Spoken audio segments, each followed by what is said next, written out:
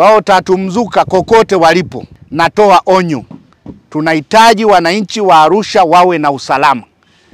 Kama huna kazi nyingine, unategemea kazi ya Tatu Mzuka kwenda kuvamia watu na kupora watu na kujeruhi watu, sio katika mkoa wa Arusha. Tafuta kazi nyingine. Na katika hili namwagiza kamanda wa polisi wa mkoa wa Arusha, OCD, Arusha isiwe sehemu ya Tatu Mzuka.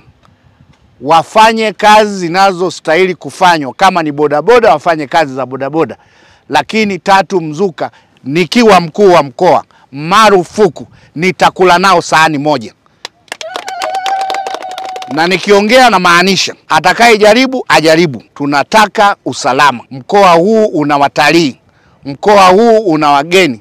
Hatutaki sifa mbaya ya kupora watu wanaopita, wanatembea alafu wanafanya nani. Kwa hiyo na nyinyi mmeeleza wanafanya uhalifu, mmeeleza kwamba mlikuwa na adha ya kutoka hapa muende mjini mkutana na Tatu Mzuka, stendi itakuwa kwenu hapa. Kwa hiyo wakati tukielekea huko, nikiwa mkuu wa mkoa, ninawahakikishia wananchi wa mkoa wa Arusha, hakuna Tatu Mzuka atatamba katika mkoa huu. Tutashughulika nao. Waache mara moja, na tamko hili liwafikie. Tutashughulika nao. Tunataka sifa ya mkoa wa Arusha kuwa salama ibaki kuwa salama. Asanteni sana.